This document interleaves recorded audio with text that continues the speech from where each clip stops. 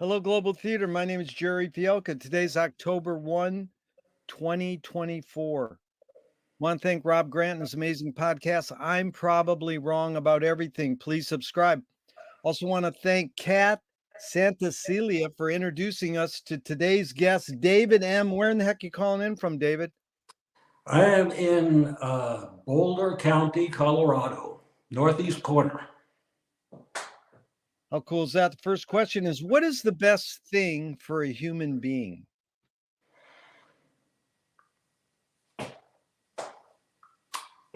I don't know that I would say there is a best thing because we are very different creatures. So I think you have to look at each individual human being, where they're coming from, where they're headed to, and play it by ear from there. Dude, I love that answer. I wrote about that answer in my book because I asked my brother and I hijacked his daughter's teenage pizza party to get a free piece of pizza. So I'm sitting around with these young, 13 to 15-year-old women. I says, what's the best thing for a human being? And we went around the room and they all said it. And one person says, there is no best thing. It's just everything is, and deal with it. I was like, wow, that was pretty good there, David. I love it. So what's your favorite form of information, how it comes into you? Wow. Well, I guess that also is very much of a moving target. It looks like maybe we're contemporaries, and that when I think where I was at when I was, I don't know what, let's say 15. My God, books everywhere, information, and then visuals. What you would see in museums, films, all that kind of thing. But then, came year 2000 and the internet came to be a real thing. And so now we transmit so much data electronically, which is a different way of both absorbing information and dealing with it in real time. And so that completely turned around the way that I deal with information. And also there's information that comes in, right? And there's also information that goes out. What do you do with that information? So the process kind of becomes the product in many ways. And that process has evolved so much and is evolving right now, as we speak. Every few weeks, I think we can take a different take on that question. Really good, David. Thank you. Let's jump back to books for a second. Did you become a reader, one, because your parents told you to, two, they did it as an example, or three, on your own? I was never told to read. That's certainly not. However, there were always books around me. My parents were readers. Maybe they were deep readers. I'm not sure about that, but they covered a lot of waterfronts. And so, you're a kid. It's before electronic media. You reach your hand out and you grab what's on the bookshelf. And you read it. And from that, I think, came a love of reading. And that is still a huge part of my life. Now it happens through the Kindle more than any other medium for me. But the way we read also changed a lot too, when you think about it, because now we're in the world of short attention spans. So, where it was nothing to sit down and, crack open War and Peace and make your way through it when you're 17 years old, feel you really accomplished something.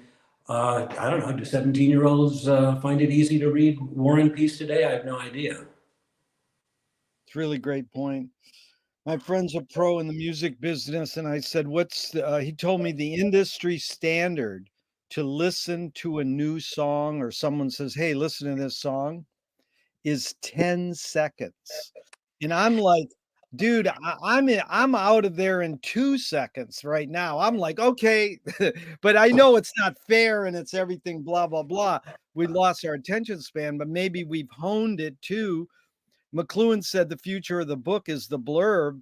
He's a literature guy, but they chalk him off as being an electronic guru. So why do you think humans collect or gather information? I think it's built into us, and I think some people have it more in their DNA than others. I mean, everyone collects. Everyone's looking at patterns, and when you see a pattern, you start to work on it. You can call it mathematics. You can call it art. Yeah. In a sense, you're collecting information, you're processing it, you're cataloging it, you're figuring out how to put it together. And then there are people. I mean, I've known some serious collectors in my life, and they almost all say, "Oh yeah, I started collecting stamps when I was like 5 years old." And so there's a certain kind of personality that's predisposed to doing that. Bibliophiles, people who just need to collect for whatever reason. The collecting becomes the art form. Yeah, you're anticipating what question we'll get to, but onward. Do thoughts create emotions? They can. In my Yeah, case, they can. yeah, I don't know that thoughts are emotions, but do they trigger emotions? They certainly do in me. yeah. That's great. That's what I'm for. It's me and you versus the wording on the questions, David. So I love when people offer new verbs or nouns in the wording. So that was good. Changing trigger. I had a guy last week change create to trigger also. So that was really good. Fill in the blank. I don't know what I think until I, Do it. yeah, that's what I get. McLuhan says, I don't know what I think until I say it. Joan Didion says, I don't know what I think until I write it. But most people I ask say do it or experience it. Can human, oh, go ahead. You want, Yeah, it's an interesting process, isn't it? When you think of the creative process, how it is, is it even thinking really? You're doing it, or do you do it and then you think it? yeah. Well, you answered a question, so I didn't ask it. I was going to say, is collecting or gathering information more innate or more invented? And you sort of answered it without me asking. But I'll ask this one because I don't ask it anymore. Is thinking more innate or more invented? Oh, I think we are thinkers. Yeah, I do. Yeah, I think it's part of just what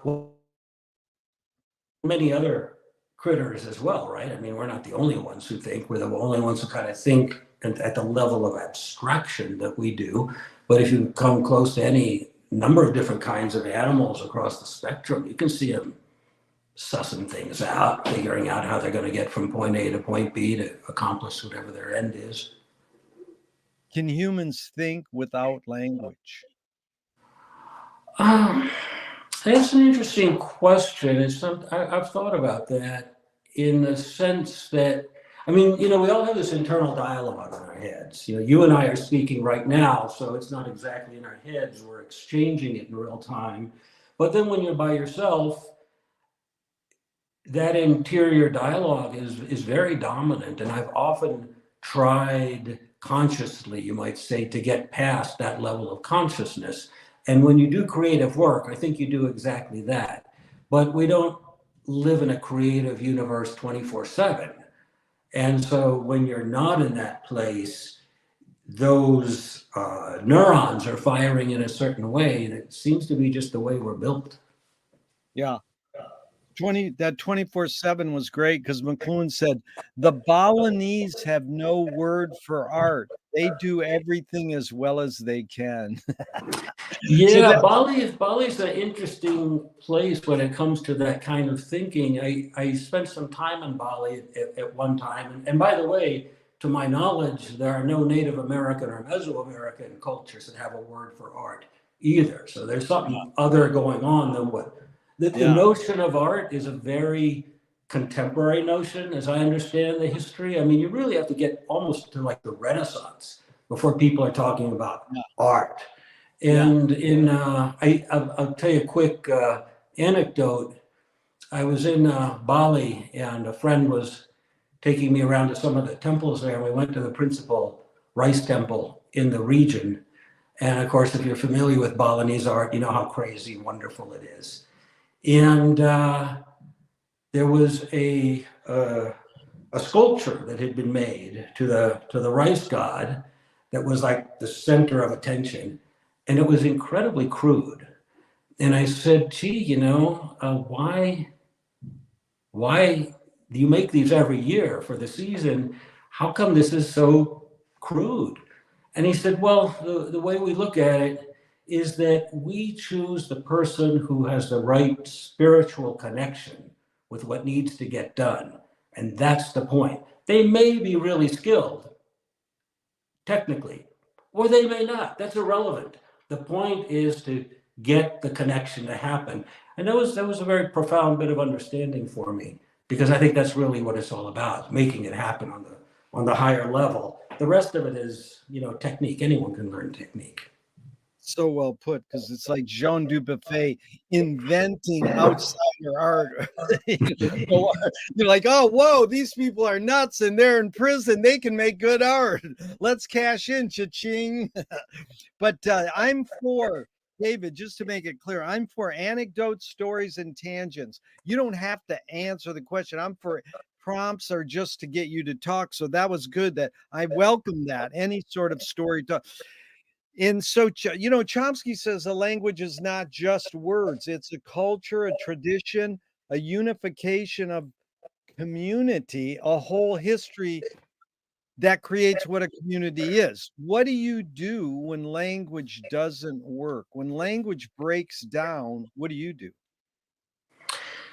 Well, language will take you so far depending on what your pursuits are.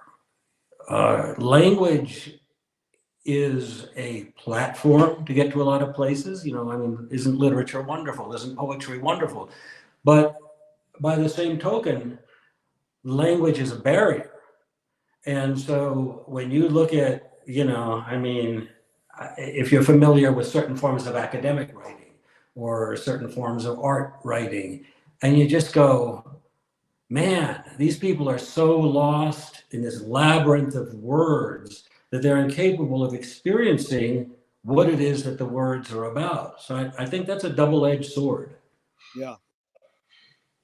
Your observations of humans in general, are we more thinking beings or more feeling beings? I would come down on the side of feeling. Yeah. I think, there's this whole notion that used to exist. Sagan was big on it at one point, of the triune brain, that people have kind of written that off a bit, but I take it kind of seriously in a lot of ways, that we kind of have that lizard brain back here that became the animal brain, that then developed into the prefrontal cortex, which is where our thinking, where our language, abstraction layers, all of that goes on. And yet, when you look at what really motivates us as a species, when you look at us politically, when you look at our interpersonal relationships, the intellectual side will really take you just so far. Who do you choose to marry? Who do you choose to be your best friend? It's not really coming from up here. There's something else that's going on a much more fundamental level. Yeah, Bridget Bardot says, when I make love, I don't think. I'm like, good luck. How do you turn your brain off? It's like people meditate. They go, think about not thinking. There's a bumper sticker on my street on a car. It says, don't believe everything you think. And I'm going, well, you could say, don't believe everything you feel. Yeah, indeed. It's certainly the true creative process, however you might define that, must go beyond thinking, must go beyond words. And I agree with Bridget, because when you're making art, when you're really in the zone, it is like making love. You don't have to think about the next step. The next step tells you what's going to happen. You're following with the program at that point. It's good.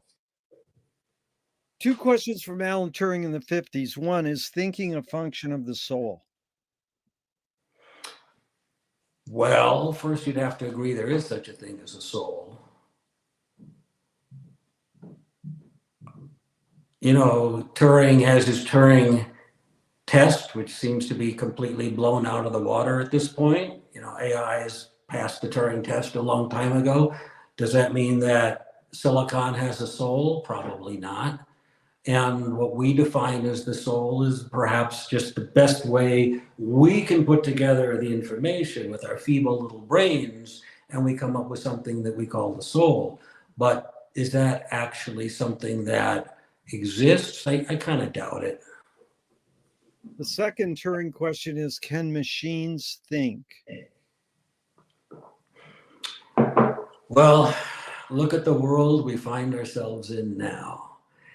Can people think? I mean, it's just so interesting with Turing because he laid the whole thing out, and in a certain sense, no one's ever gone beyond him, as far as I can tell.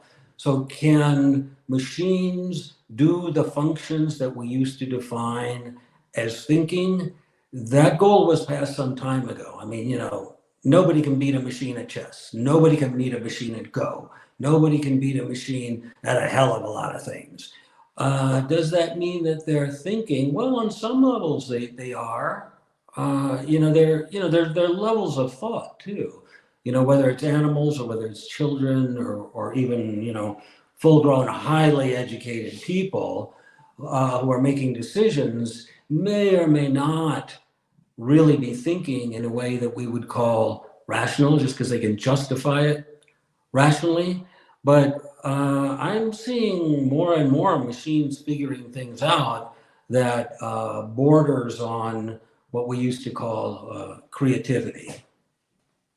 Great word there. Do you more pursue happiness or more pursue meaning? Varies from case to case. I mean, I'd like to live a happy life, but that's not always possible. And sometimes you get the bit in your teeth with some question, some fundamental question of existence, or again, a creative kind of pursuit. It may not make you too happy, but it's what you got to do. You got to do what you got to do. And sometimes that produces happiness, sometimes it produces misery, and you've got to take those steps to get to where it is that you sense you have to go. Yeah, I appreciate you being concise and articulate, David. Thank you, because I got that question from Viktor Frankl's books, Man's Search for Meaning. He says, happiness doesn't tend to last, meaning does. Well, you're probably way ahead of me on this, but now you get into the question of the meaning of meaning. I mean, does anything mean really?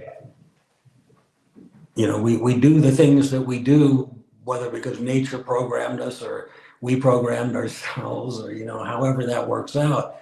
But when you look at the context of existence as we know it today on a cosmological level, it's probably about as meaningful as what the ants are doing. It must mean something to them.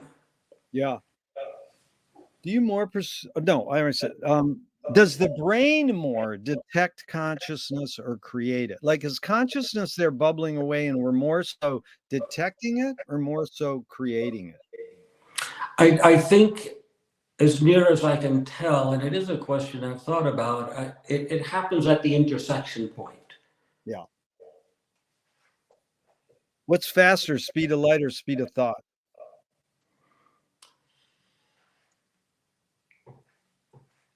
Well, I don't know if that's a conceptual question or a technical question because.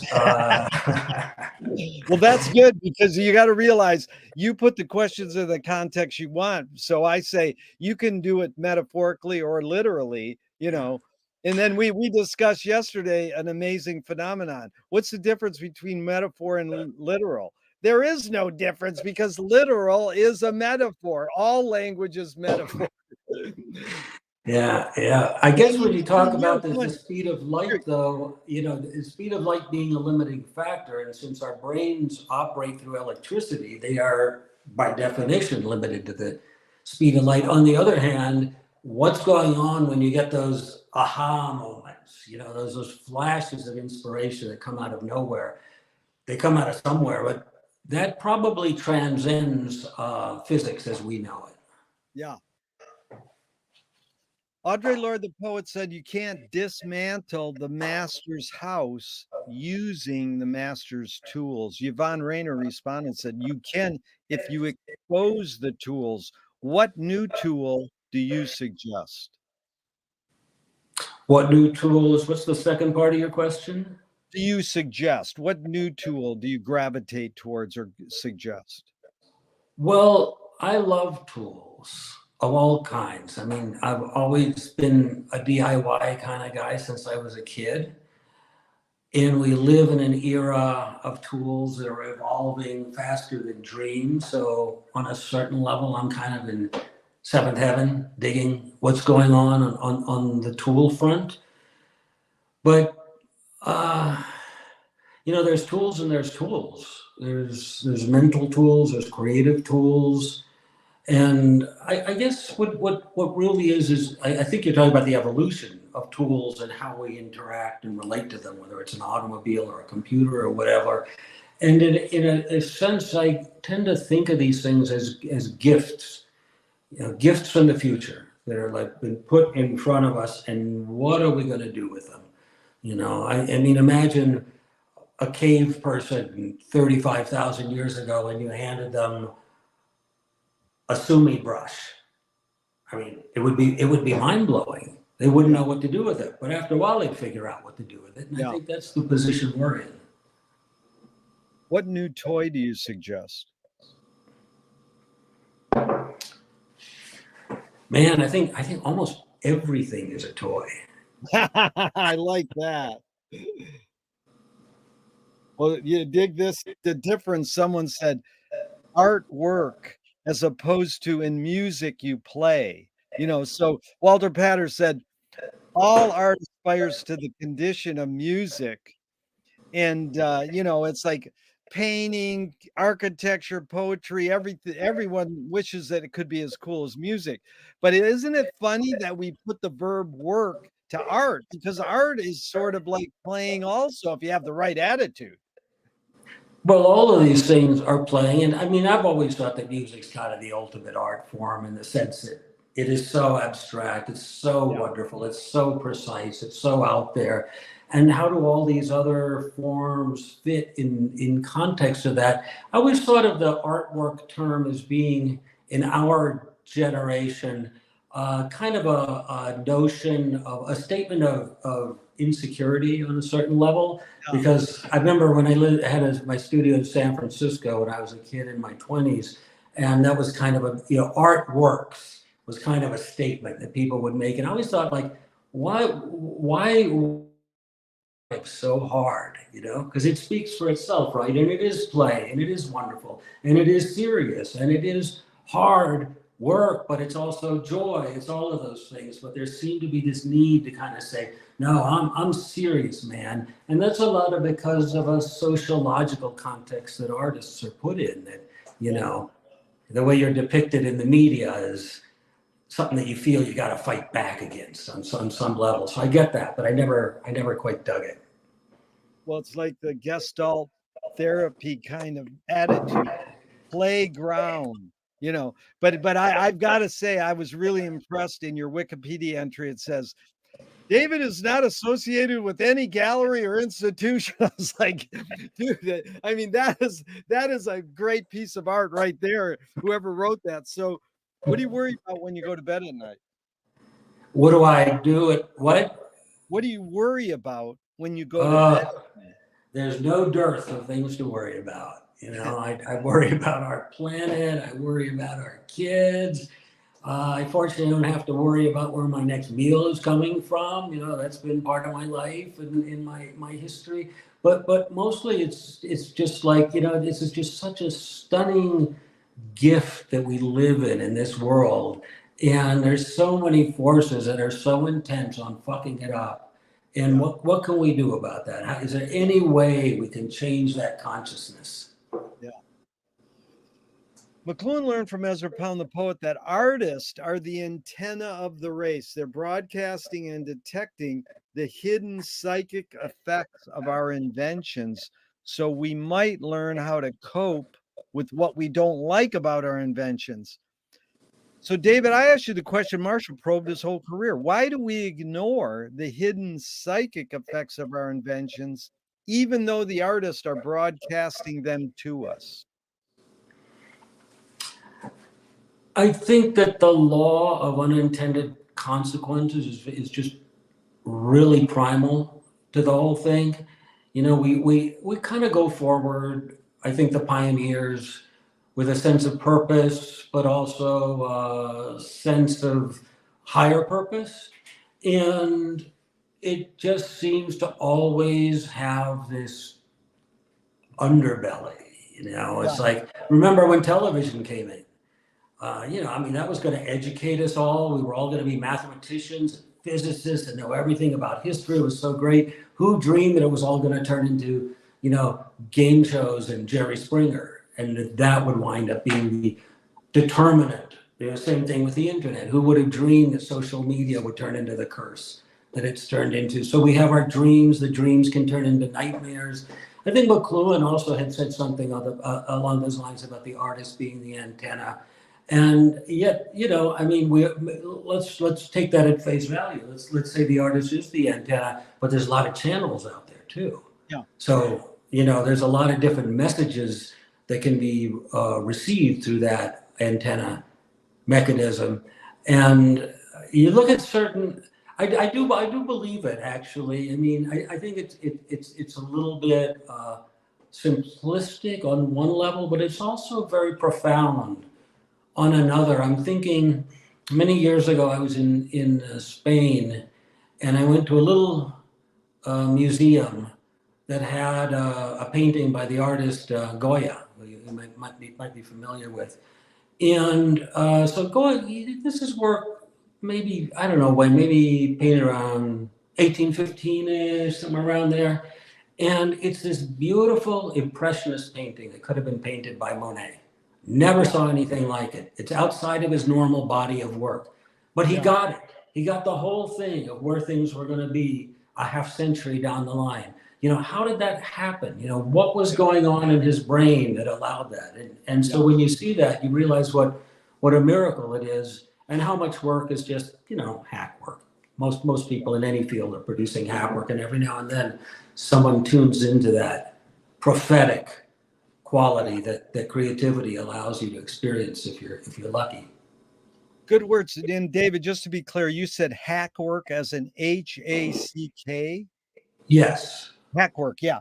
No, that was good because it reminded me of either Monet or Cezanne or Matisse. One of them said, if you paint your painting and you stick it in the bushes and it blends in, it's a good painting. Maybe that was what Goya was doing before. Is like, whoa, okay. So, do artists have moral obligation? I do not. I do not. I love a lot of artists whose work may be perceived as political. I mean, Goya is one of them. I mean, my God. And Suko. I mean, there's so many artists who labor in those fields, and and you should do what's important to you. And there's some artists who have done not exactly that, but it comes across in a very deep way. Katie Kolowitz, the German, I think she's German, Yep. graphic. I mean, that stuff is very profound, it's very meaningful. I guess the thing is that if you're really talking about political change, you've got to figure out how to work outside of your gene pool. And I think that's the big challenge. I mean, I know many artists who are very involved in political work, and I salute it. Yeah. But I'm not sure that, I think you're speaking to the converted 9.9 times out of 10. And that's my kind of issue with that. Are you more afraid of new ideas or more afraid of old ideas? Well, I'm not afraid of new ideas by any means. And I think our survival as a species and your survival as an individual is going to be dependent on that. Old ideas, there's a lot of pretty messed up old ideas floating around on every conceivable level. So yeah, I would move towards the new, generally speaking, although I do miss a lot of the world that we've left behind. Yeah. Can you conjure up your earliest memory ever or one of them?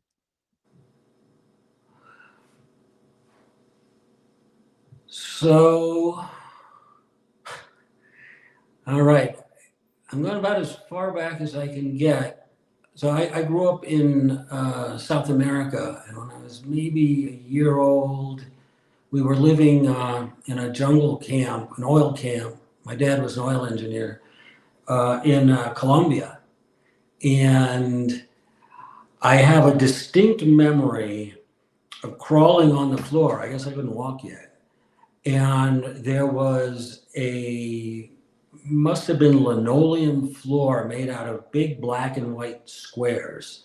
So I was seeing them in perspective, kind of parallax view, tilted perspective, as a little kid on the floor, and being absolutely fascinated, moving my head back and forth and watching the patterns change in relationship to my cranial movements and being blown away by it.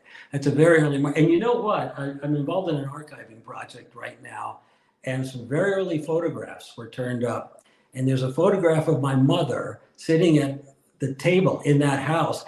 And in the back of the photograph, it's not meant to be in the photograph, in the back, through the doorway, there's that black and white linoleum floor. It absolutely blew my mind. So it's not a false memory. It's That a real sounds memory. like the germ of your pixelating computer art right there. Yeah, Boom. yeah. You yeah. had your epiphany young. Is Totally. memory more a curse or more a blessing? How's that, a cursor? Is memory more a curse or more a Ah, blessing? a curse, not a cursor, a curse. Is memory more a curse or a blessing? Is that our question? That's it, or a blessing.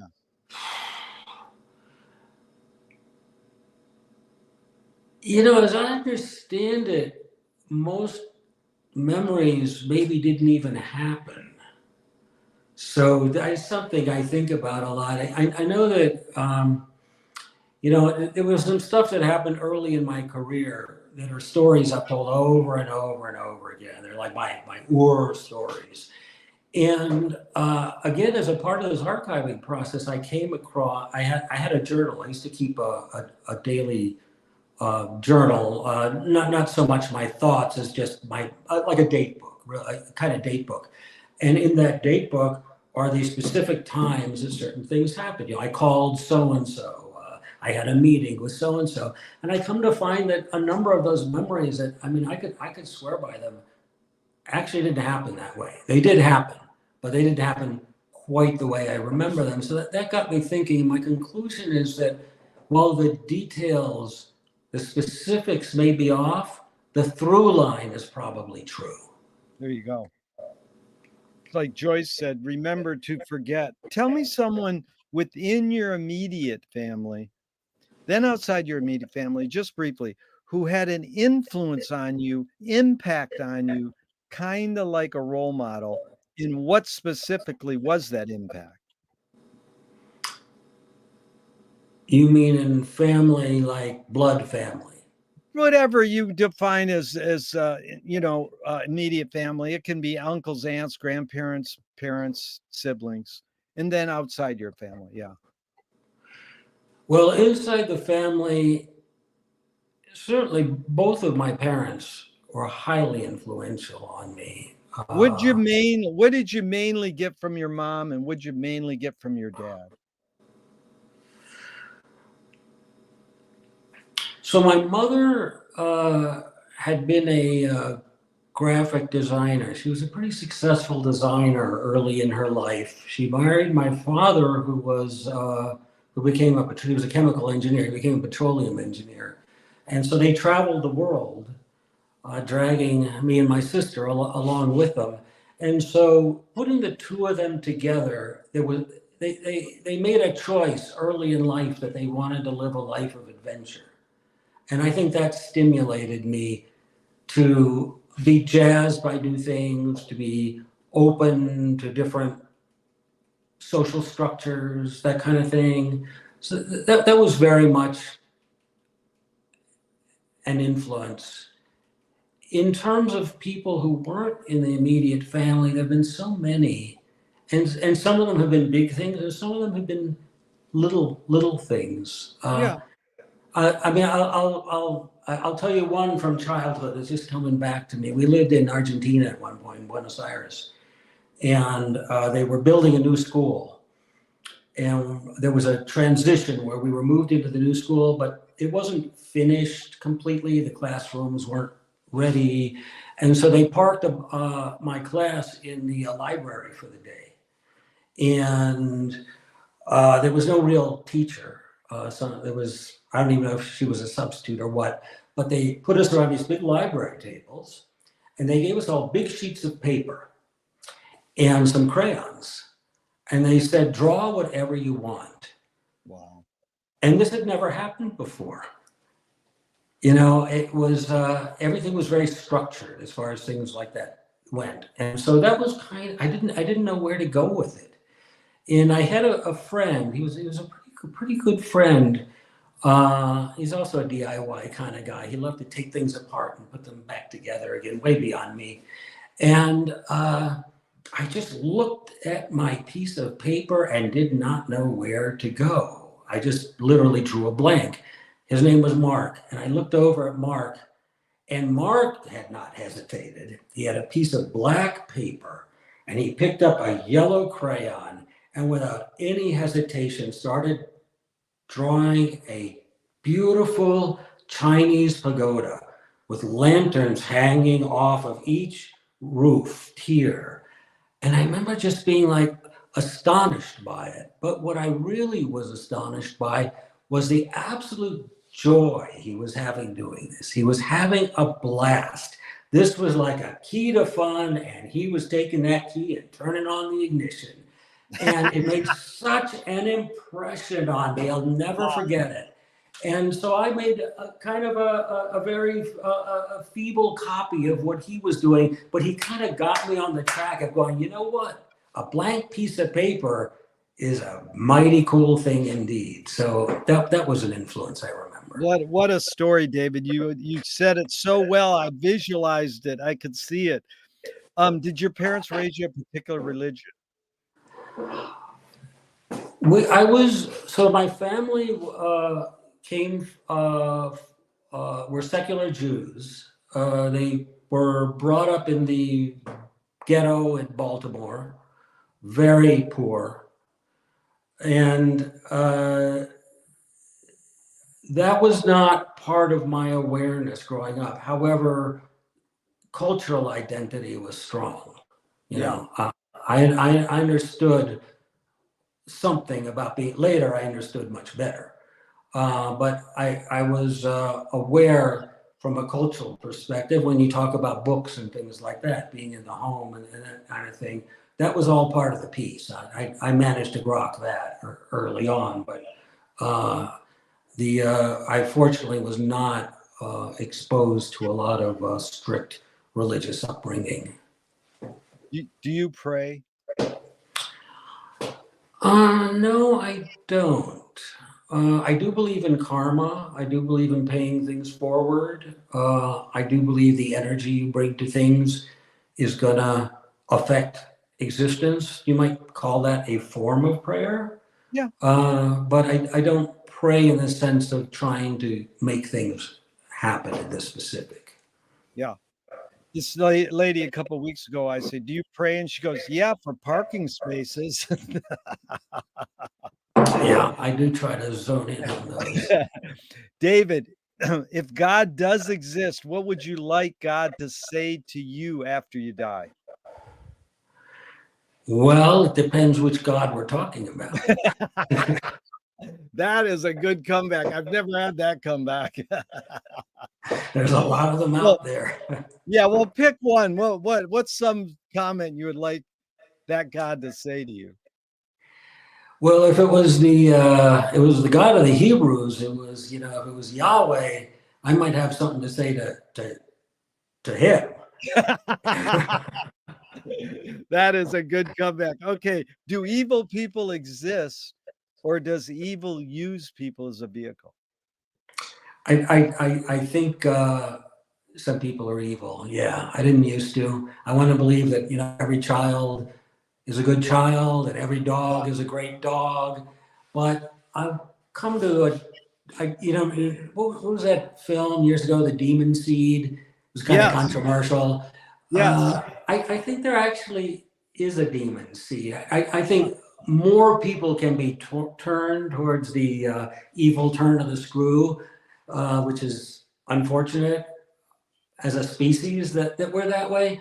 But I believe there's some people that are just super good by nature, and there's a few of them, not many, but enough to make a mess of things that are super bad. Well, David, really the hidden question is how do you advise someone to deal with an enemy? And I'll set it up. Alan Watts says, if you acknowledge your enemy, you empower them. Coppola stole from the mob and the samurai, keep your friends close and your enemies closer. JFK said, forgive your enemy, but don't forget their name. And Fellini says, I need an enemy. So it's a lot of thoughts. The basic question is, how do you advise someone to deal with an enemy? But first, how would you respond to Alan Watts? If you acknowledge your enemy, you empower them. I think there's truth to several of those statements. And yeah, I deal with this all the time. I'm sure we all do. You think about things career wise, social wise, and you go, that motherfucker or whatever. And, they are living rent free in your head at that point. And so you are empowering them to a great degree. At the same time, it depends what the situation is. Did Yeah. someone cut you off in traffic? Well, okay, Yeah. that's one level. But then there's someone who's like putting roadblocks in front of somewhere that you want to get to, say in a professional sense. And so it's not enough to just say, it's okay. Now you have to come up with a strategy. And so, so this is war on a certain level. And so that's something that everybody has to cope with when it comes to that. So I think I would agree with everybody there except maybe Fellini. Yeah, right. That was good. Thank you for being a good listener. I overload people with so much, and they usually lose it. But yeah, that's pretty heavy. So Nassim Taleb said games were created to give non-heroes the illusion of winning. In real life, we don't know who wins or loses, but we can tell who a hero is. My friend said, well, villains don't think they're bad. They want control. Heroes want freedom. And Gregory Bateson says, if the criminal gets caught, does he go, whoa, my criminal skills weren't up to snuff that day? Or does he go, oh, I did something morally and socially wrong? So again, it's a lot of prompts. You can go wherever you want, but the basic question is, does punishment work?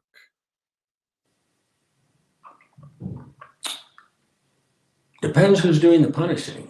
Yeah. If the punishment comes from the outside and you feel it's unjustified, it has the opposite effect. Yeah. Can you punish yourself? Sure you can. I have times I've done things and I said, what was I thinking? Oh, yeah. Then comes the really interesting question, which is now what are you going to do going forward? Right? I fucked up. So do I fuck up again? It was okay. I just got caught. Or do you say, I don't really want to look at myself in the mirror in the morning and be that person. And so some people are cut out to evolve. How else do you grow, right? You do have to screw up a lot in life, the younger you are, but when you get older too, you're always kind of messing up. The real question is, what do you do at that intersection of the past, the present, and the future? What are you going to do next? And that's what determines moral character. Dude, you're an evolved person just to be able to articulate it, because that is the human condition. You don't beat yourself up, but you try to figure out what's happened there. And it's that line, we're trying to make the world a better place. It sounds like a Hallmark card, but in the bottom line, aren't we all trying to make the world a better place? In our lives, but are we making it happen or watching it happen? So yeah. Of course, you also have to deal with people who put that energy on you, right? Because it's easy to look at yourself and say, I fucked up. Yeah. Maybe there's somebody and they fucked up and it involves you. So do you turn the other cheek? Do you, how do you deal with that? That's equally profound. Yeah, that's like you saying you're stingy, and really you're pointing at yourself saying, I'm stingy, but I'm going to put it on you, blah, blah, blah. So this is James Joyce being the first projectionist in Dublin 100 years ago. He basically checked out. He said, this is stupid. Why should I go inside a building and see a movie of a tree when I can go outside and see a real tree? Years later, Faulkner said, sometimes the best fiction is more true than journalism. Why do we have to recreate things in order to get them? Why do we have to go to a theatrical play of people acting out life? Why don't we just live life? I don't know that what we're doing is recreating in those situations. I mean, there's another quote that comes to mind that presumably, who was it? Maybe Picasso said Yeah. something to the effect of art is a lie that tells the truth. Yeah. And so what you're doing is you're contextualizing. Yeah. You're not. I mean, I'm sure there, of course, have been people. You have the Yeah. whole Trump loyal movement, people who are only trying to reproduce reality, but the really hardcore stuff, I think, goes way beyond that. Those are just your materials that you work with. Yeah. It's really good. And you kind of answered this, but let's go into it. What's your tipping point to say art is your career? So, we even talked about that word art, and we'll get into that a little, but that experience on that table where your friend drew the pagoda was sort of like, wow, that inspired you. But I mean, where in high school and college did you pursue art classes? And were you going, this is my calling? Like, where's that tipping point? It's two places I'm curious, just to pursue painting and art and then to pursue computer art. Where's those two tipping points?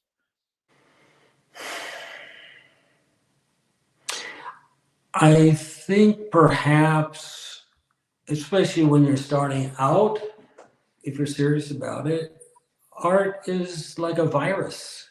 Yeah. You catch it, Yeah. but it's a cool virus. Yeah. And it's not static, right? I mean, I started getting serious when I was around 14. I see. And at that time, my family was living a little outside of New York City. I could take a train going to Manhattan, go to the museums, go to the galleries, and I started making pictures, which is another whole story. But it wasn't just the making of the pictures and the love of the making pictures, and like we were talking about a little bit before, I mean, also the trauma of making the pictures. It wasn't all a happy story. Yeah. You struggle on so many different levels to find your voice, blah, blah, blah. But the thing was that it also opened doors, so that by the time I was 15 or 16, I was starting, oddly enough, through my sister, my older sister, I wound up meeting a guy who was an aspiring poet in New York. I was going to Columbia at the time. And he introduced me to people on the Lower East Side, things that were going on. And he would say, here's my friend David, he's an artist. And people accepted that. They didn't care that I was 15. They didn't care that I was 16. That was good enough for them. And so a social world opened up. And through that, a world of ideas. And the next thing you know, you're swimming in these waters. And now this becomes your identity. Yes. So then where's that tipping point to pursue computer art specifically? I mean, you're painting, right? Aren't you doing painting? And then some point you go, oh, I'm going to kind of switch over to this other new thing. Well, there is a story to that, and I can't condense it into 2 or 3 minutes, but let me hit a couple of perhaps highlights that also maybe address what you were talking about a minute ago, which is identity as an artist. I think that's maybe where you were going. And, you take one step at a time. And especially, at least when I was young, I don't know if it's true of everybody, but your ego is much more involved. You want to prove yourself. You want to be a somebody. You're reading all about Van Gogh and Jackson Pollock and George O'Keeffe and whoever, and they're stars. And so, you want to get up there too. And so that means uncovering new territory. So the drive to uncover new territory was very strong in me. There are people, as you're saying, who look to the past. All they want to do is learn how to paint a portrait and become a society portrait painter. I mean, I knew people who did that kind of thing. I couldn't understand it, but that was part of the scene as well. So finding new things was important to me. So I was always looking for new materials, new forms of expression. And I was very lucky at that time that there really was a lot going on. And I started with first making my own paints, which let me work at a different level. So instead of little tubes of paints, I could start to work with buckets of paints. And that turned into drums of paints. And that turned into starting to work in industrial fabrication environments, which existed where I was living. And so one step led to another, but also as those steps led me closer to where I thought I wanted to get to, without realizing that I was also taking steps away from the path that I had been on. And that was where, for the first time, I ran into people saying, what you're doing actually isn't art, because it was done with the intervention of technological means. And that was like a shock to me. It was like, what do you mean? You know, look at this. Have you ever seen anything like this before? How cool is this? And the response I wasn't getting wasn't even, it's not good art. It was, it's not even art at all. And so that was something I had to deal with in terms of, well, geez, what am I doing? And, you know, am I committing suicide here on the professional level? So there are a lot of things like that. So without getting into the weeds, I moved to San Francisco and started working with video synthesis. And that was very rewarding. At that time, the Bay Area was a real hotbed of that. And I felt, yeah, we're moving into new territory here. This is great. But I had never been in a room with a computer at that time. I had never even heard the word digital in that context. It meant nothing to me. It's like 1974. Yeah, 1974. And but I was working with the video, and I felt that I was at a certain point, I'd kind of gotten as far as I was going to get down that road. I started to feel like I was working with a special effects machine rather than an art tool. And I realized that what we need to do is to really control what happens on the screen, not just deal with wavelengths and all that's beautiful. You know, I mean, I love Namjoon Pike. I love, you know, we were working with Moogs and all, you know, all the Buchlas, all the stuff was wired up, plugged together. I had a group going. We're doing performances in public. But I said, we've really got to control those dots on the screen. There's got to be a way to do it. And everyone said, there is no way to do it. And I was fairly wired into the electronic engineering community as well as the electronic music and art community. And one day, I won't go into it, but I wound up at Xerox Research Park, where a guy named Dick Schaup had invented what today we call a graphics card. Yeah. Which is what let you do exactly that. And when I saw that, it stripped my gears. Because I'd already been looking for it. And so when it appeared almost on a silver platter in front of me, I said, this is it. This is the future of art. This is where it's going. It was so obvious to me that it didn't even occur to me that everyone wouldn't be mind blown by it from minute one. But the same thing happened as had happened when I was working with the fabrication stuff. People said, "This isn't art. Yeah. It's made with a computer. It's not art." So without getting into that whole history, Yeah. so you know, my identity as an artist, all of that, and that's why it isn't all just fun and play and joy. You're struggling. You know, you're struggling not just for your material survival, which of course is a huge issue, but for your psychic survival, because you're being shunted off. And so what are you going to do? You're either going to go with the status quo and say, okay, you're right, I'm not going to pursue this, or you're going to say, no, God damn it, this is where I'm going, and I don't care where the chips fall.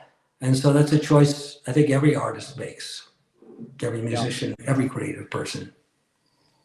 Really good, David. You really sussed it out well. I appreciate that because I was really impressed watching your John Whitney documentary on YouTube, because we were in I've gone to the Ann Arbor Film Festival, which is 63 years old. It's half the age of the medium. The medium's only 130 years old.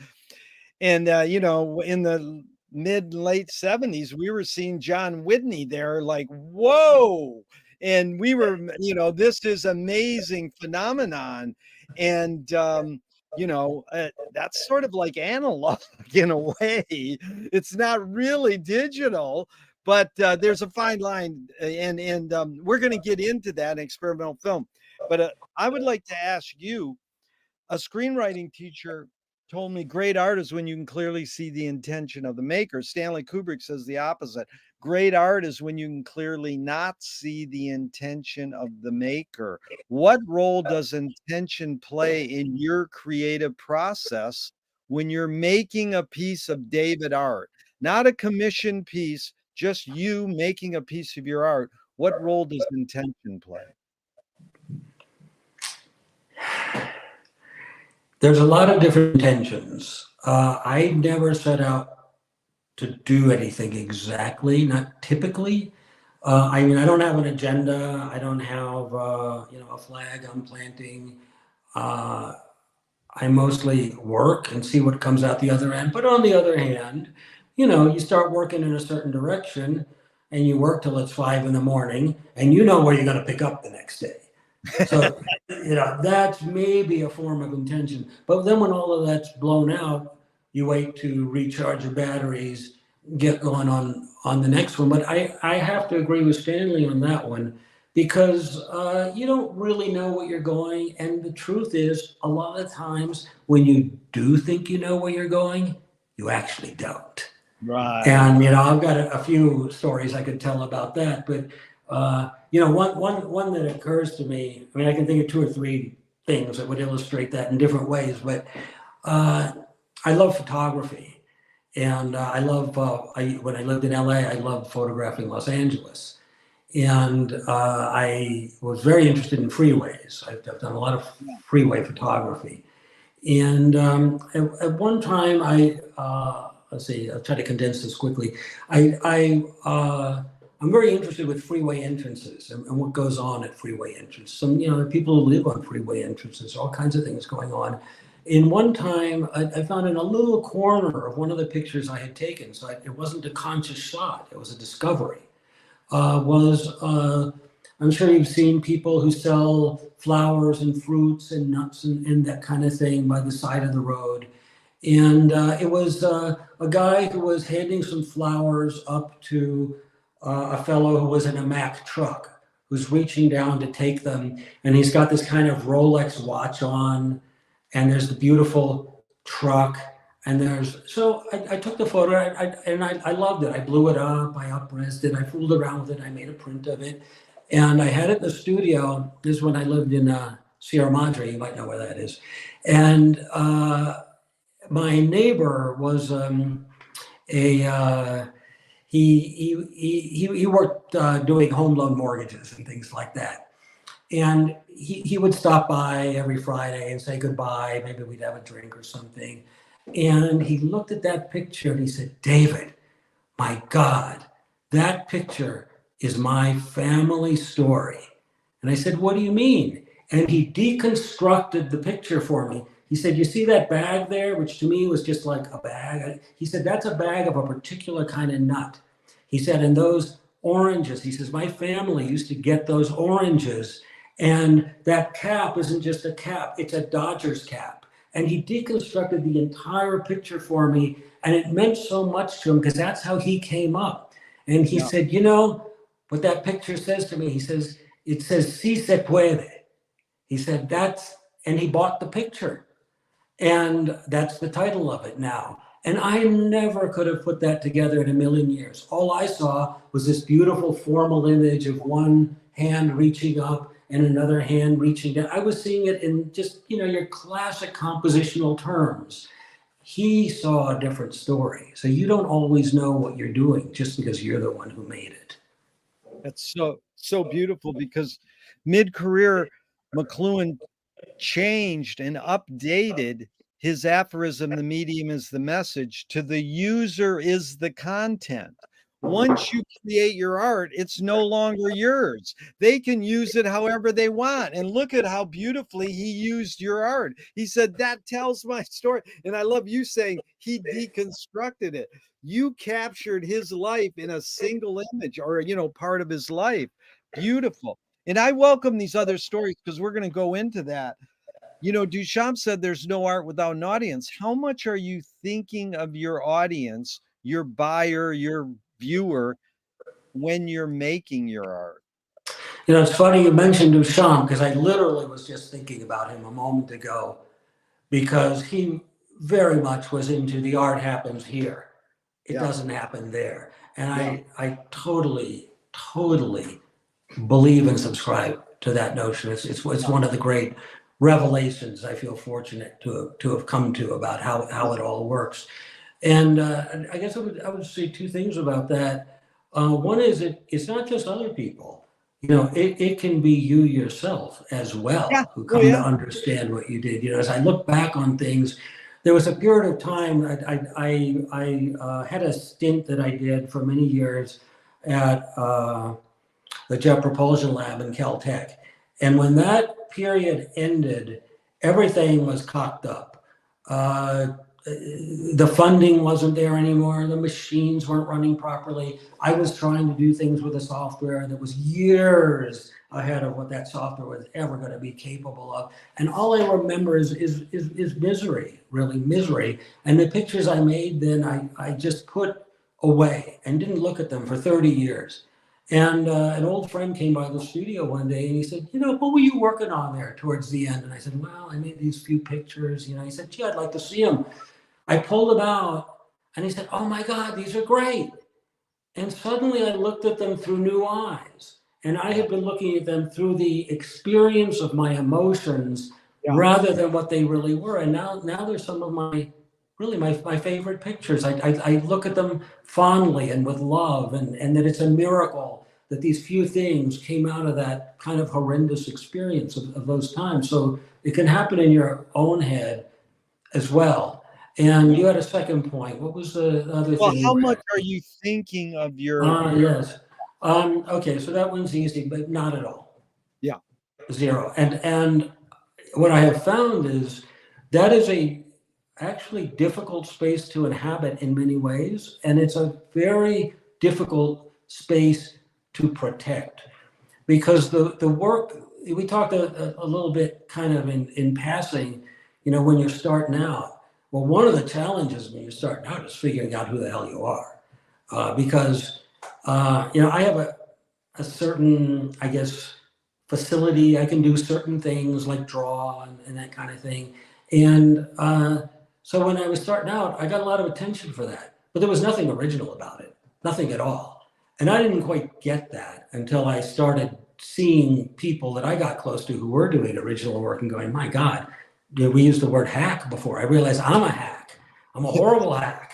You know, and this, I can do better than this. I hope, or maybe I can't. And then what do I do?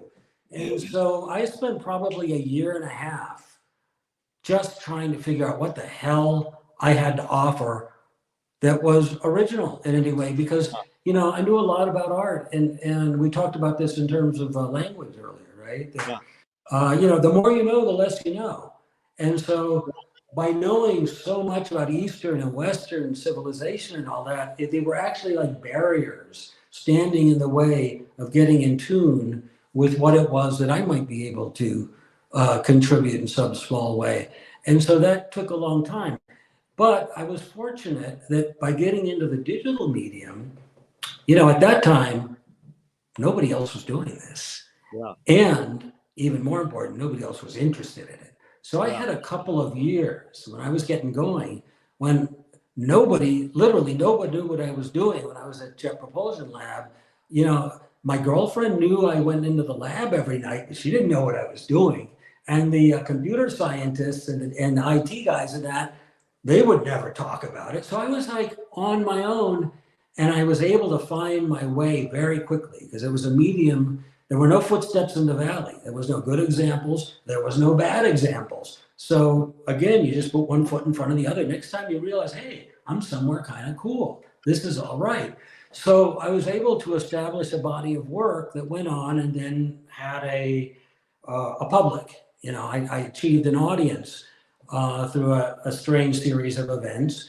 And that turned out to be a problem in terms of what you're asking about, because now, for the first time, really, a lot of eyeballs were on it.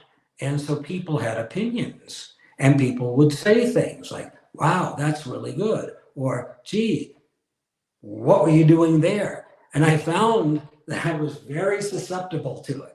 And Yeah. if someone said, that's pretty good, I'd go, yeah, that's pretty good. Yeah. Or if they said, that kind of, I mean, what? I would go, what? And so, and who are they? They don't know anything. Right. And so I found that I was running into conceptual problems where now I was starting to see my work through other people's eyes. And that's, the classic thing, you get involved with a major gallery. They say, let's get some more of this. We sold all of these last year. Let's do something, a little, I mean, like, I like Roy Lichtenstein, but I never need to see another Roy Lichtenstein show, I mean, I know what's there. Yeah. But then there's certain artists where you go, whoa, check it out, what were you doing the last, like you look at the early, where the Beatles started out and where the Beatles wound up. What an incredible arc there is to that, So I would aspire to have that be the definer of my life, even if, maybe some of it's going to suck. That's okay, as long as it's always new. Yeah. Covered so much there. First, I want to jump back to JPL because we could do an 8-part mini series on that alone, because we know some people know it stands for Jack Parsons Laboratory, and his relationship with Cameron and L. Ron Hubbard is intriguing. And I'd love to know all your thoughts on that, but I'm not going to go there. I just wanted to say amazing because, I was talking to a engineer, computer IT guy, and he said when coding first came about, Bell Labs, and this is like what you're involved in early on. I'm jealous because Stan Vanderbeek, these people were like working with these Bell Labs people, and Bell Labs went to the musicians and said, "Can you write code?" And my friend who's been in this business for decades, he goes, code was really good when the musicians were writing it. When coders started to become coders and write code, then it sucked. And I don't know how true that is, but it just sounds like, you're more dabbling in a new thing. That's what it's why, like experimental film. I've been in it for years, but it's like, what happened? It became a formula. And this is what an experimental film is now. So experimental means you don't know what's going to happen and it's totally different. No, you're just regurgitating the history. But the thing about listening to the audience, and you're one of the audience, is important to me because I worked with Frank Zappa for 10 years and he used to say, I write this music for myself. If other people like it, great. And it's like, to me, and I'm not being critical, I'm just saying another viewpoint is, yeah, Frank, you live in a consumer culture capitalistic society. If you hit these notes and say these words, kids will buy your music and then you can go make more music. And he was one of the most unsold out, artists ever. But at the same time, I thought he over romanticized it, saying, I don't think of my audience. I don't think we can really escape that completely, whether it's ourself or the potential viewers. Then there's the Cal Arts teacher I heard didn't teach his students as well as he could because they were going to potentially take his gallery space, which sounds ruthless. But I ask people and they go, that's true in art, but it's not so true in other. Like, did you not teach coding as well? Because they're going to take your coding jobs. Yeah, well, nobody owns ideas. Yeah, nobody owns ideas. And you go back to your T.S. Eliot said, the mature poet steals, the immature poet imitates. Now, again, that's romantic and poetic. But when you brought up the word hack, I had to tell you these two, Al Flipside, who put out the punk magazine in LA for many years and spawned everybody from the Simpsons to, Black Flag. He says, don't sell out, sneak in, which I think is a kind of cool attitude. And then Paul Schrader, who wrote Taxi Driver, said, the role of the artist is to attempt to sell out, but fail. Now, that's sort of cute and a lot of people like it, but in a way it's saying, "Oh, my art is so pure that I tried to sell out, but I failed," you know? So there's various ways to think of that. I'm glad you brought up all this because, again, I want your stories, your anecdotes to tell us, you know, the not so much the answers to these questions, but tell us this history that you've had in this world of art, you know? Well, you know, there's another supposed Picasso aphorism. How does it go? He says, bad artists copy, good artists steal. Yeah, And I think it's quite the case. And right now with AI, you know, a lot of people in up in arms. I was just listening to a filmmaker the other day go on and on about how the AI was just regurgitating and they're stealing the artist's ideas and stuff. And like, that's not actually what's going on. It's so much deeper than that. And my point of view on that is like, if all you've got is your style, let's say, think again, you yeah, know, as to what you're really bringing to the table, because any kid can learn a style. You love yeah, Frank Frazetta, you can learn to paint like Frank Frazetta. It's not that big of a deal. It might not yeah, take 45 seconds. It might take you 45 hours to do it, but yeah, it's the same thing. Nobody owns this stuff, yeah. and we all build on each other. You know, I have a bit of a bug about the issues that people have with cultural appropriationism. It's like, why shouldn't I be inspired by a Japanese woodblock from 1880? It's Exactly. cool. That's correct. So You just it's constantly it's like, Zappa said, "Genius is someone who steals and you can't tell who they stole it from." Well, we know who Frank got it from, Spike Jones and Edgar Varese and Johnny Guitar Watson. So what? He took it a little farther maybe. Like Duchamp, he I agree with I mean, to me, there's certain artists, it's like, boom, there's nothing post Duchamp. Warhol's a pretty good Duchampian, and there's others that are pretty good.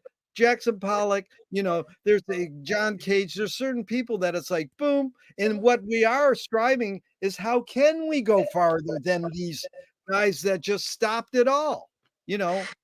yeah, I mean, when I was still doing the video stuff, and I was very interested in experimental film. I was very involved with all of that. I consider that to be part of the through line of where I come from.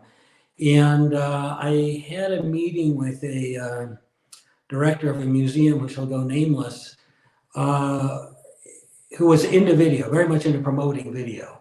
And I'd called him up. And he said, "Oh, come, let's meet, let's talk." And we had a wonderful conversation. And then he said, "And what are you doing?" And I had some slides with me, and I showed, and he went, "Oh, it's abstract video." He said, "That's the wrong track." He said, what you're trying to do is extend painting. And once we got to Mark Rothko and Barnett Newman, there's nowhere further to go. So your Yeah. attempt to go further in an electronic medium is completely misguided." And I just thought, am I hearing this? You know, that was David, that was the greatest compliment in your life, probably, or not greatest, but that's Jean Cocteau. He said, when you make your first piece of art and your parents and your teacher and your peers tell you what's wrong, take that and exploit it for the rest of your career. Absolutely, absolutely. But those are turning points, right? Because Yeah. I don't know how many people have told me things. I was young, I was starting out, and I wrote this thing. I thought it was great literature. Everyone hated it, so I threw it in the towel and I quit. Yeah. That's one way of approaching. The other way of approaching is, okay, what's the next step on the board? Yeah. And that's personality. That's why some people make it and some don't. It's really tough world. The other thing though on audience, I mean, I'd say two things about that real quick. One is that it also depends on the medium, because like as an artist, as long as I can put food on the table, I can make another picture. Yeah. If you're a filmmaker who wants to work, in the kind of Coppola Scorsese kind of world, you better not have too many flops in a row, because you're not going to work again. So it's a different equation, right? Depending on the medium that you're working in. But when it comes down to, what's the real thing, you look at, so like 1600s, right? You have two artists, Rembrandt and Rubens. Yeah. And Rembrandt, was the biggest artist in his youth in Europe, the most sought after artist. He died in a pauper's grave. And the reason he died in a pauper's grave is because he started painting the paintings that we revere him for today. Whereas Rubens died in a palace. And he played to his audience. And they were both like so great, going back to that question of what's in the DNA, what are your abilities, what are your gifts? That's only part of the story. Talent is not enough. David, you taught me something so important. Rembrandt died poor with the paintings that we revere now, and Rubens died rich with the paintings that were sellouts. Basically, you mean doing portraits of the priest or of the religion and government? Oh gosh, there's I don't know if you've been to the Louvre Museum. He did this series of paintings for Marie de Medici, each one of which is like 20 feet high and 30 feet long. There's like 6 or 8 of them. She paid him the equivalent of what today would be, I don't know, $5 or $10 million a piece. And they are just so god awful. Wow. They are so just pathetic. They're grand. They have such incredible ability on display, but there is so little there. It's just sad. So, he was a sellout on that level, but it was who he was, he was doing his thing. I get that. It's like when Frank Zappa went on David Letterman, he says, I don't have any brown lipstick in my makeup kit. But I wanted to go back because you dropping Coppola's name, because I love it, because Coppola has this great line early in his career. He said, I don't know when he said it, find out. He says, I wanted to be an experimental filmmaker, but I got sidetracked by Hollywood. And now, what did he do? He made this film that's coming out like today or now that's like so over the top. Everybody's like, oh my God. And it's actually kind of getting okay reviews because they're like, but it's Coppola and it's his last film, maybe. But it doesn't matter. Whatever it is, it is. But it is like him going back saying, I was going to be an experimental filmmaker. Now I got $1 million.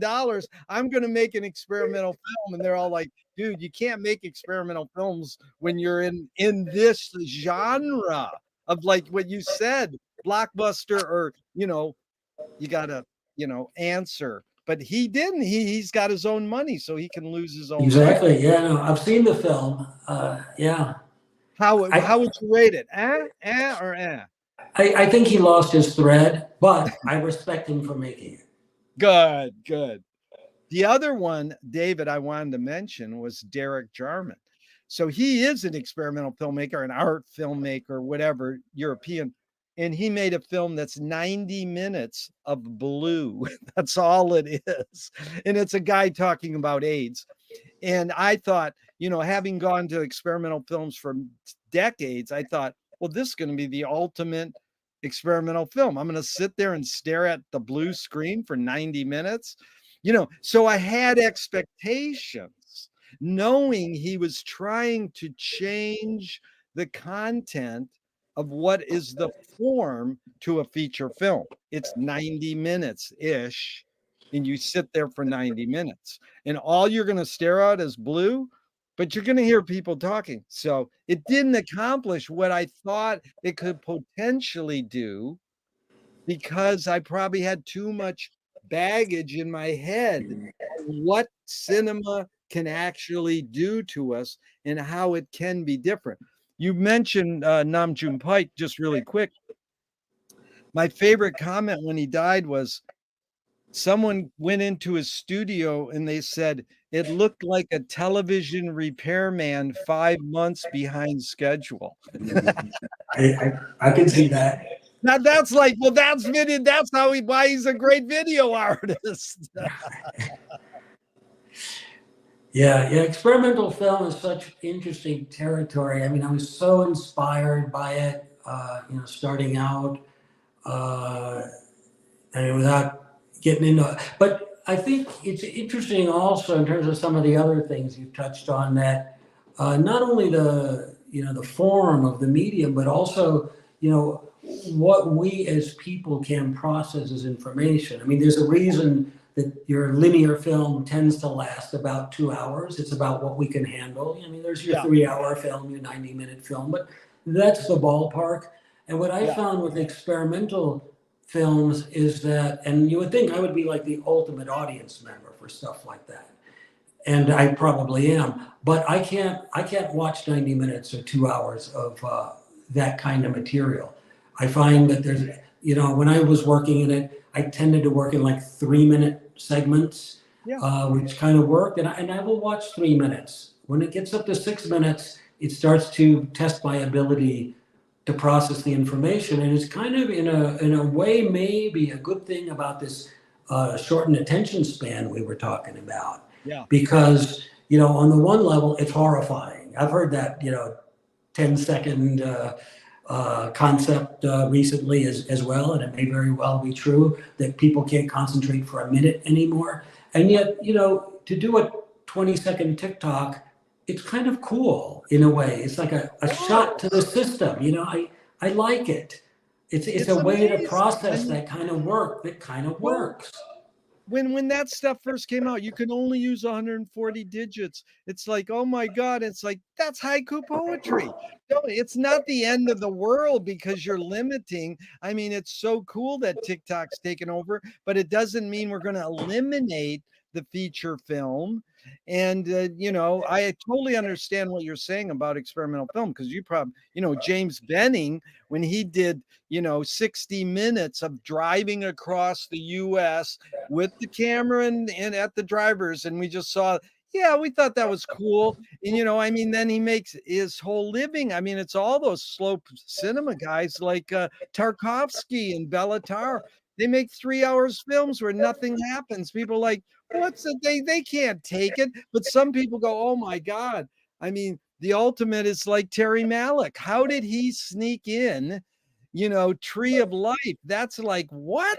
How did that happen? How did that sneak by? But Yeah, I like that film.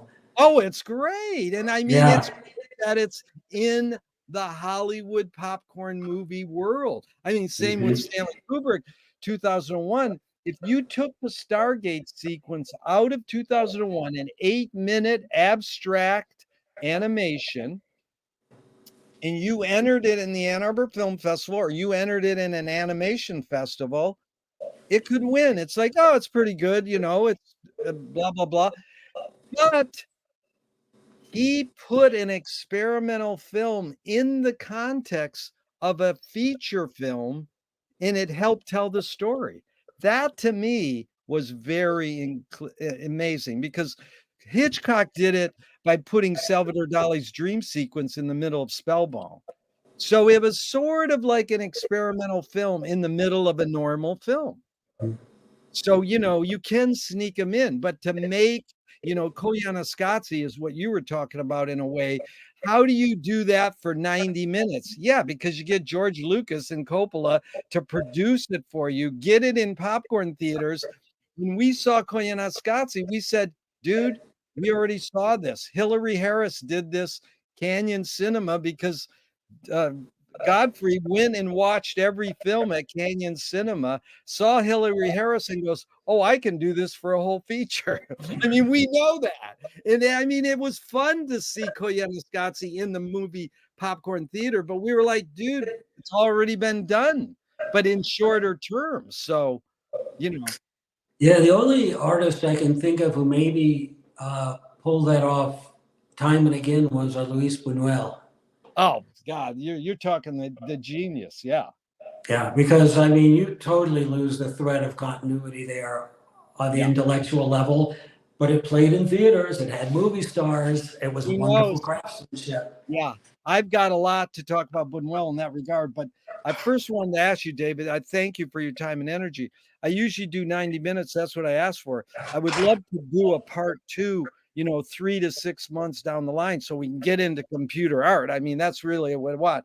So we can, I mean, if you have to end in 10 minutes, that's fine. And then we could schedule a part two because I would love to get specifically into the digital world, the computer world, with you a little deeper if we could.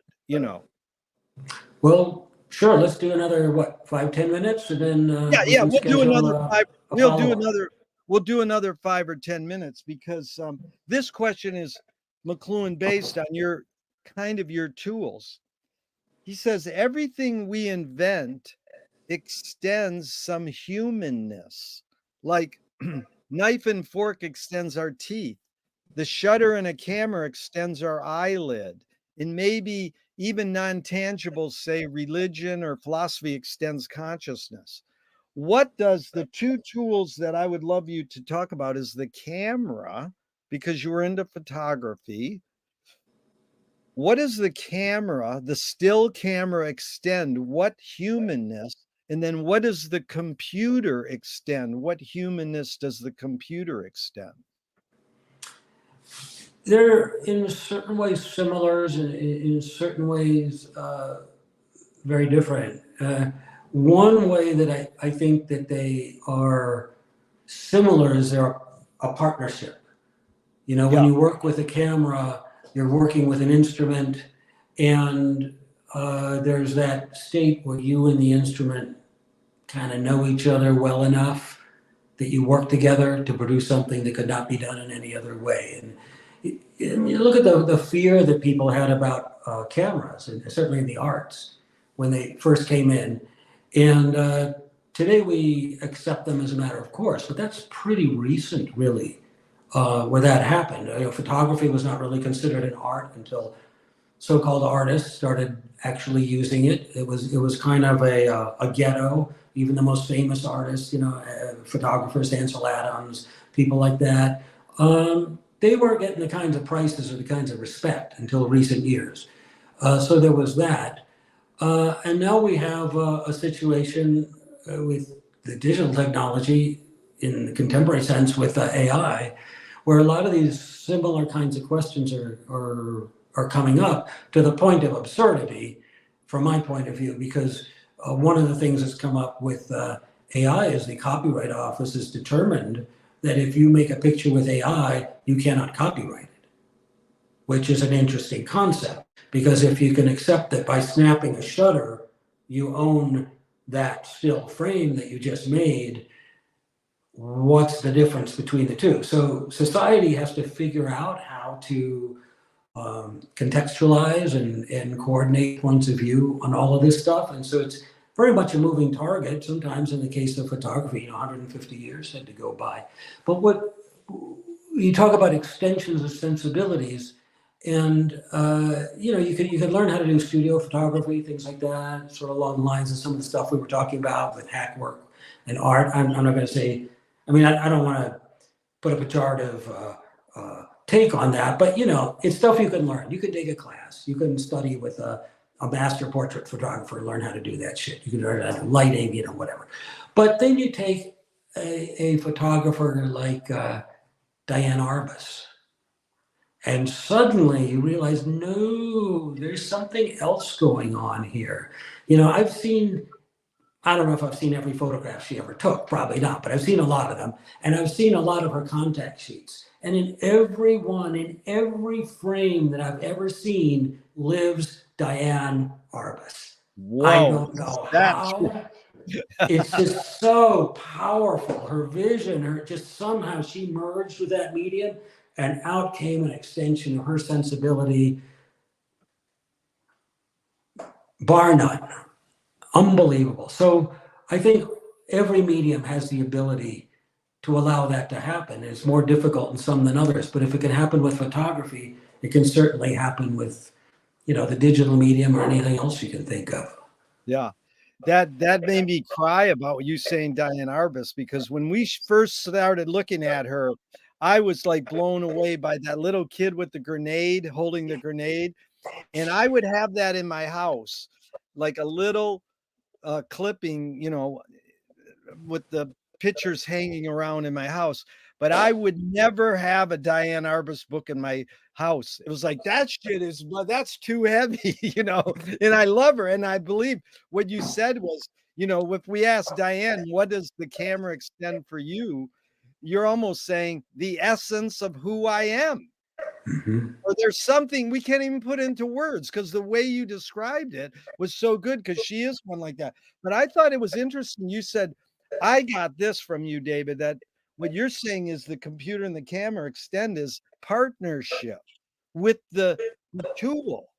So it's almost like, McLuhan said, well, what does the film or movie extend? He said, most people say the eye or memory. He said, the foot, because you're traveling. So there's no right or wrong answer. I mean, the poet in Italy, I says, what does the pen extend for you? And he goes, my tears.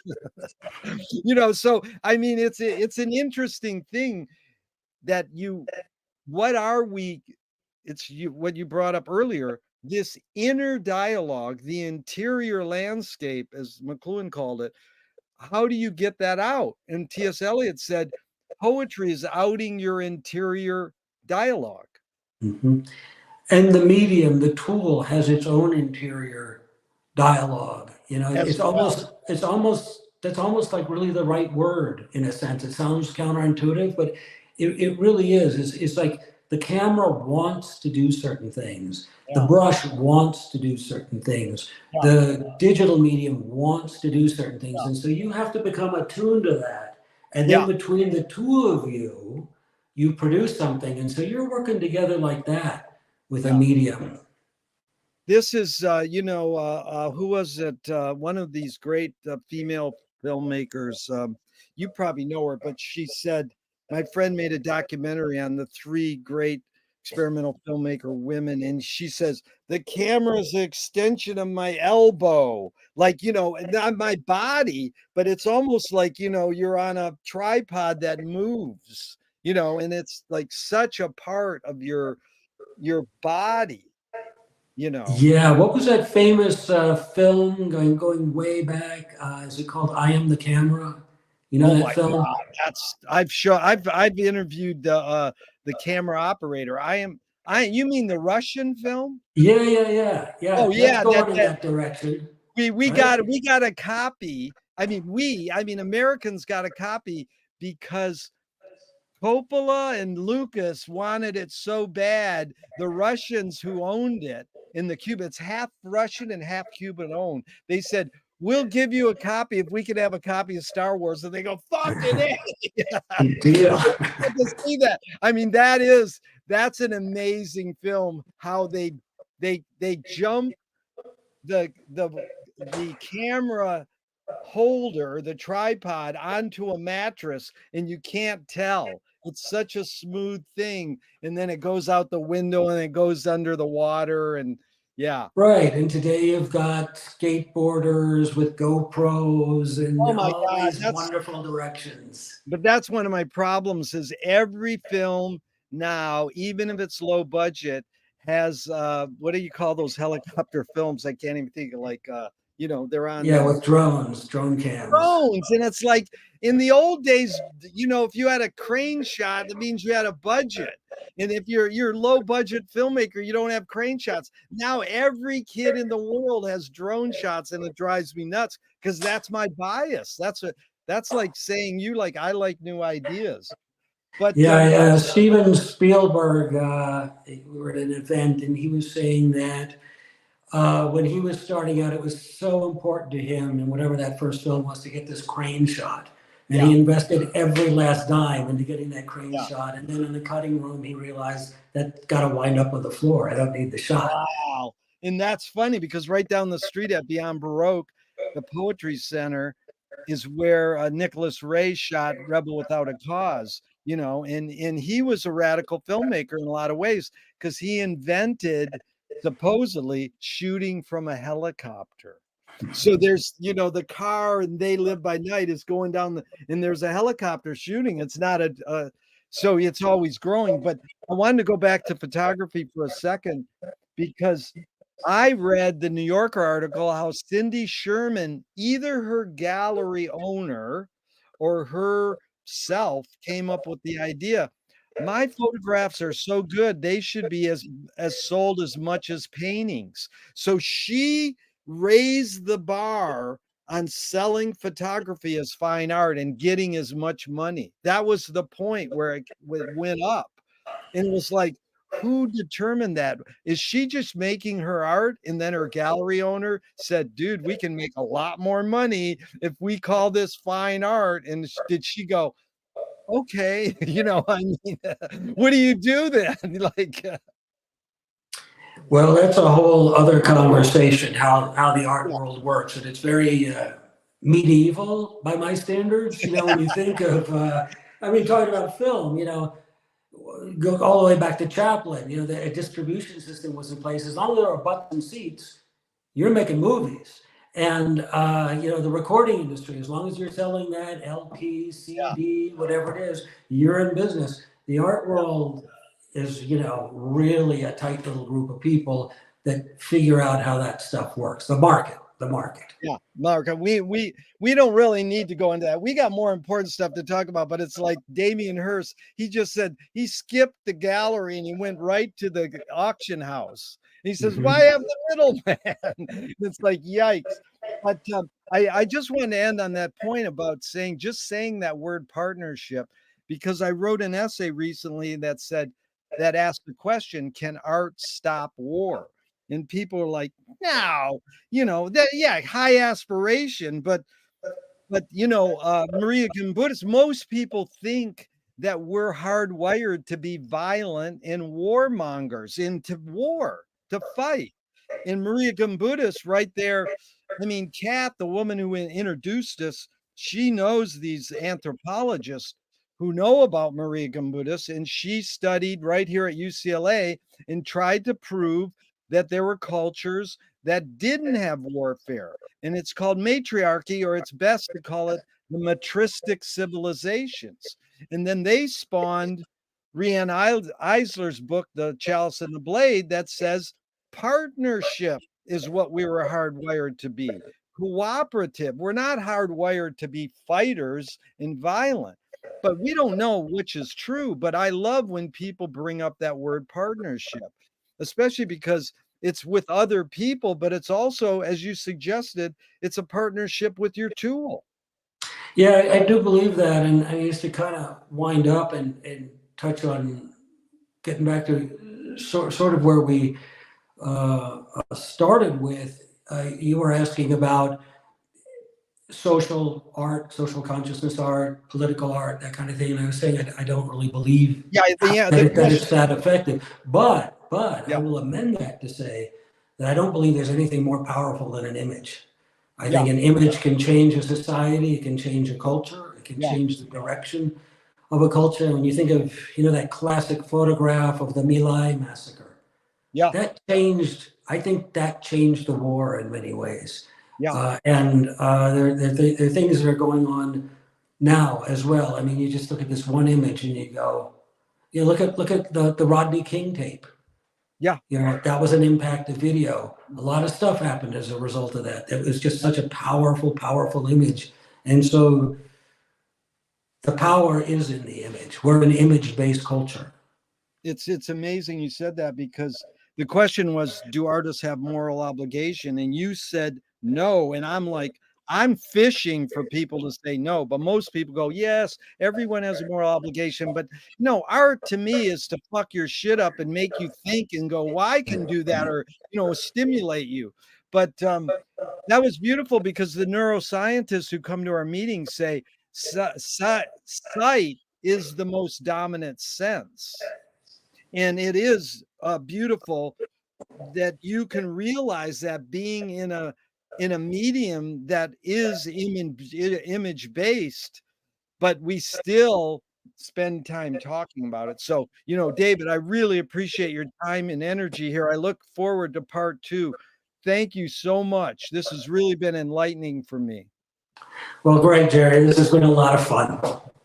I'm going to hit the end broadcast button now, but I hope this never ends and we keep talking forever and ever. Okay, check it out. Thanks Peace. a lot. So long.